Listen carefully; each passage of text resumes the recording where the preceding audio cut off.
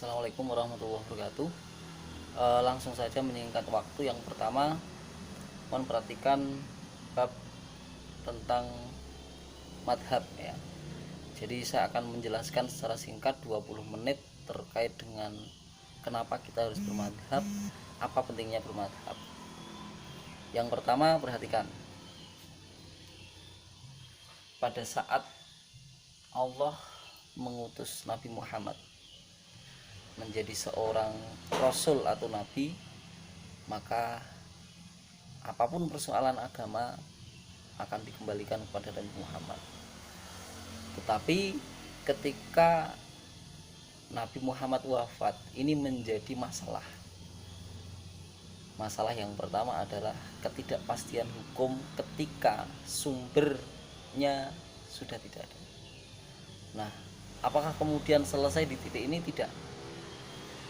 Nabi Muhammad meninggalkan dua risalah besar. Yang pertama Al-Quran, yang kedua hadis. Dua risalah ini menjadi sumber pokok dalam hukum Islam. Nah, persoalan yang muncul adalah sejauh mana kita mampu memahami Al-Quran dan hadis itu. Sementara kewajiban itu mutlak untuk semua orang tanpa memandang bulu dan tanpa melihat orang itu pintar apa tidak. Kewajiban sebagai seorang muslim untuk beribadah wajib hukumnya.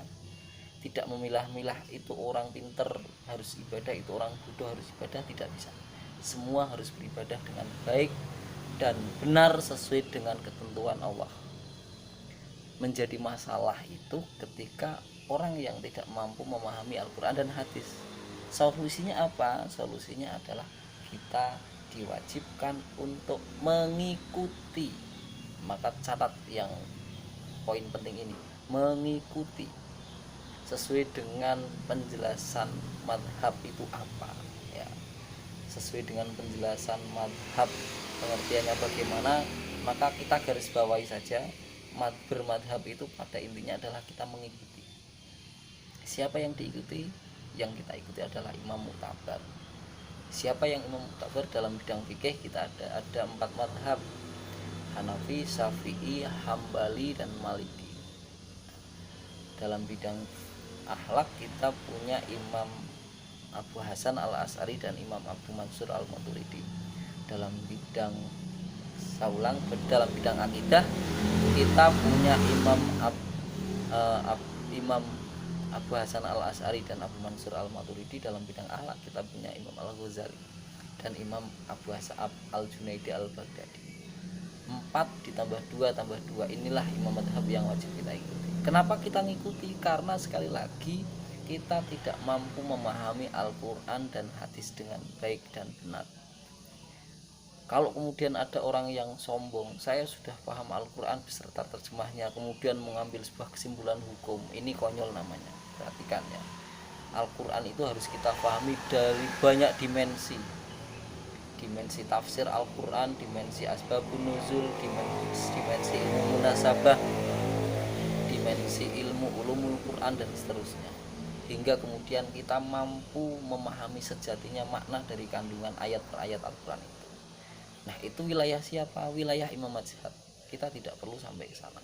Yang perlu kita pahami adalah hasil dari imam madhab ini yang berupa kitab-kitab muktabar. Inilah yang kita pahami.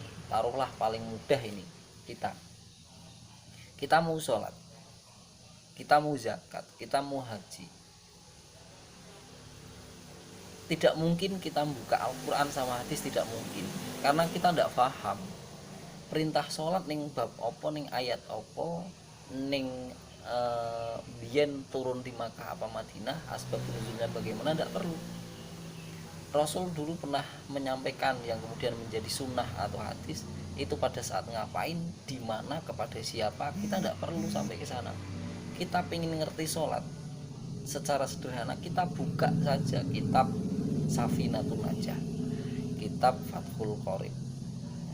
Kalau kita pengen lebih tinggi, ke kitab fikih-fikih yang lain, Al-Bajuri, I'anatul Thalibin, dan seterusnya. Nah, kitab, taruhlah misal kitab apa tadi, Sapinah misal itu adalah hasil ringkasan paling ringkas dari pengarang kitab yang kalau kita naik ke atas sanad keilmuannya nanti akan sampai kepada Imam Syafi'i, karena kita mengikuti madhab Imam Syafi'i. Di Indonesia mayoritas adalah madhab Imam Syafi'i. Kita mau zakat, kita cek saja kitabnya yang hasil hasil kitab-kitab kuning, kitab mutabar yang biasa dipakai oleh ulama-ulama kita. Kita diajari oleh Pak Ustadz A, taruhlah kalau di Plumbon misal kita ketemu Abah Manap, kita ketemu Abah Sultan, kita ketemu Abah Gus, sanad keilmuannya nyambung apa tidak dengan madhab-madhab muktabar? Tentu nyambung ya. Abah dulu nyantri di misal ya, nyantri di Sarang, dulu Mbah Maimun nyantri di dan seterusnya naik. Jadi sekali lagi bermadhab menjadi sesuatu yang wajib bagi orang yang tidak sampai pada derajat mujtahid. Imam mujtahid, imam yang mampu menggali sumber hukum sendiri ya. Ibarat kita sederhana saja, bermadhab itu kita mau ibadah ya, ndak usah repot-repot buka Quran hadis, tapi buka kitab muktabar imam-imam madhab yang sudah teruji. Jadi saya sampaikan tadi, Allah mengutus Rasul menjadi seorang petunjuk. Rasul wafat ya kan, meninggalkan sahabat. Sahabat mampu menghasilkan ijma. Persoalannya kemudian sahabat yang hidup semasa Rasul wafat semua ini, mereka meninggalkan siapa? Mereka meninggalkan tabi'in. Nah, generasi inilah yang kemudian melahirkan para imam madhab yang mampu menggali secara keilmuan ya, yang mendasar pada apa hasil ijma'nya, apa hasil sunnahnya, apa ketentuan di Al-Quran. Di samping nanti kita juga perlu yang namanya qiyas atau analogi. Nah, 4 sumber Quran, hadis, ijma, dan qiyas ini menjadi dasar dalam bermadhab, menjadi dasar para imam mujtahid dalam menyusun sebuah konsep ibadah yang kemudian terbentuklah kitab yang namanya kitab fikih yang kita jadikan pedoman dalam beribadah. Titik. Oke, jadi tolong difahami dengan benar, jangan kemudian ada salah tafsir. Fenomena yang terkini adalah orang merasa congkak dan sombong hanya karena seorang hafid Al-Quran misal. Dia hafal Al-Quran tapi hanya dari sisi dohirnya, tidak hafal dohir itu, kemudian hanya memahami maknanya saja, arti secara terjemah, tapi kemudian banyak berspekulasi tentang sebuah hukum padahal dia tidak ngerti asbabun nuzulnya bagaimana, asbabul ilmu munasabahnya bagaimana, nasih mansuhnya paham apa tidak.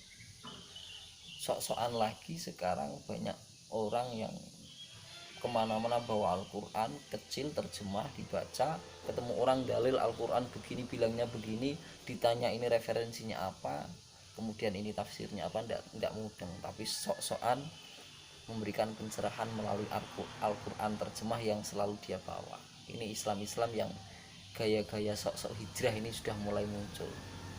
Jadi tidak mungkin mereka kemudian secara gampang, secara enak, seenaknya menyalahkan ulama-ulama muktabar yang sudah nyantri berpuluh-puluh tahun, hanya dihina, direndahkan sama orang yang baru masuk Islam, baru belajar Islam dari kitab Al-Quran terjemah, sok-sokan sudah paham betul tentang Al-Quran dan lain sebagainya.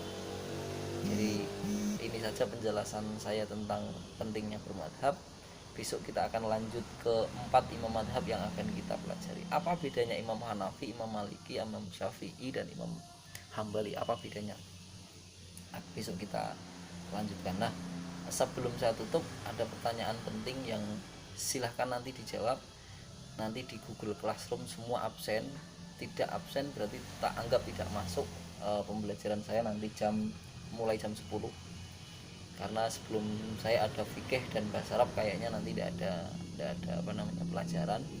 Jadi tolong setelah ini semua nyimak ya. Pertanyaan saya satu, apa sikap yang harus kita ambil ketika ulama, taruhlah contoh Majelis Ulama Indonesia di Kabupaten Batang yang didukung ormas, ada NU, ada Muhammadiyah, memutuskan untuk memberikan himbauan atau maklumat kepada warga se-Kabupaten Batang untuk tidak menggelar Jumatan karena terkait dengan virus corona.